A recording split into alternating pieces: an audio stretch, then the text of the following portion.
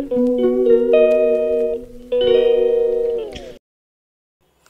ইতু বিসর্জনের second part. Itu মাকে ভাসান দিয়ে আসার পর মেয়েকে একটু ঘুম পাড়িয়ে দিয়েছিলাম, কারণ রাতে বিয়ে বাড়ি ছিল, ওই কারণে ওকে একটু ঘুম পাড়িয়ে দিয়েছিলাম, নাহলে ঘ্যান ঘ্যান করতো আর আমাদের ছাড়াও মায়ের কাছে থাকতো না, তাই একটু ঘুম পাড়িয়ে দিয়েছিলাম। তারপরে সন্ধেবেলা ওকে একটু খাইয়ে ওর খাবার গুছিয়ে নিয়েছিলাম, নিয়ে আমরা বেরিয়ে পড়েছিলাম বিয়েবাড়ি। বাড়ির কাছেই, একদম বাড়ির পাশেই মাঠে। তো দেখো সেই বিয়েবাড়ির জন্য আমি মেয়েকে রেডি করিয়ে, বর রেডি হয়ে, আমি রেডি হয়ে বেরিয়ে পড়েছি আর বিয়েবাড়িতে ঢুকেও গেছিলাম। আর এই ভিডিওটা দেখছি, এটা বর ভিডিওটা করে রেখেছিল যে দেখো কেমন কি করেছে। আমি ভাবছিলাম মেয়ে কাঁদবে কি না, সেই কারণে বর আমাকে এনে দেখিয়েছিল ভিডিওটা। যাই হোক, দেখো বিয়েবাড়িতে ঢুকে গেছি। আর মেয়ে মেয়ে আমি ভেবেছিলাম হয়তো মেয়ে সবাইকে দেখে কাঁদবে, এখন খুব ছোট, এখন সবাইকে চিনতে খুব মানে সবার এত ভিড় তো কখনো দেখেনি, আর সবাইকে চিনতে একটু অসুবিধা হয়েছে। অনেক সময় অনেকের বাড়ি গেছে, কিন্তু একটু দেখার পরে সবাইকে তারপর চিনতে পারছে। কাঁদেনি, ভয়ে পাচ্ছিলাম যে যদি কাঁদে। তো দেখো এখানেও একটা বাচ্চা নাচছিল, তো ও দেখছিল।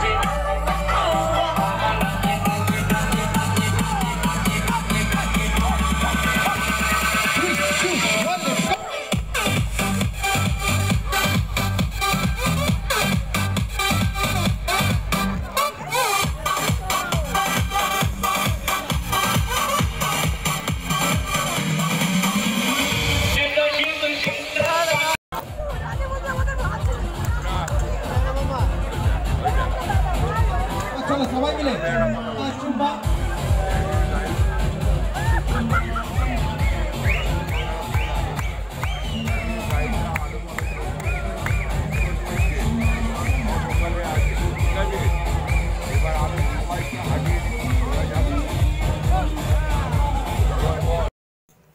বিয়েবাড়িতে ঢোকার পর দেখতেই পেলে ও কেমন এনজয় করলো। প্রথম আমি একটু ভয়ে ছিলাম যে ও কাঁদবে নাকি, কারণ এর আগের বারে যখন নিয়ে এসেছিলাম একটা অনুষ্ঠান বাড়িতে, সেখানে বরের বন্ধুর মেয়ের 5 বছরের জন্মদিন ছিল, ও ভীষণ কান্নাকাটি করেছে, বমিও করে ফেলেছিল। তো এখানে এসে ও কিছুক্ষণ নাচছে, কিছুক্ষণ দেখছে সবার নাচ, আর আমাকে পুরো মাঠটাকে ঘুরিয়েছে। ও একা এক জায়গায় দাঁড়াবে না, পুরো মাঠটাকে ঘুরিয়েছে। আর ও হচ্ছে ঘুরবে এই কারণে। আর আমার এইখানে স্টার্টারে এসে, মানে স্টার্টার থেকে শুরু করে ডিনার পর্যন্ত প্রচুর খাবার দাবার ছিল। স্টার্টারে আমি বেশি কিছু খাইনি, কারণ মেয়ে যাই খাচ্ছি মেয়ে চাইছে, মেয়েকে তো দেওয়া যাবে না স্টার্টারের চিকেনের বা ফিশের যত আইটেম ছিল, ওই কারণে আমার মন লাগছিল না খাওয়ার জন্য। তো ওকে একটু মিষ্টি খাইয়েছিলাম। তারপরে তো খাওয়া দাওয়া করার মানে খাওয়া দাওয়া সারার পর ও ভীষণ ঘ্যান ঘ্যান করছিলো, প্রায় 11:30 বেজেও গেছিলো, ঘ্যান ঘ্যান আর করবে নাই বা কেন। তো ওর বাবা বলছিল তাহলে তুমি চলে যাও, ওর বাবাকে ছাড়া ও আসবে না, ওই জন্য বন্ধুর বিয়ে তাড়াতাড়ি আসতেও পারছে না, ওই কারণে ওর বাবাও খেয়ে তাড়াতাড়ি চলে এসে। চলো আজকের ব্লগটা এখানেই শেষ করছি, সবাই ভালো থেকো, সুস্থ থেকো, টাটা।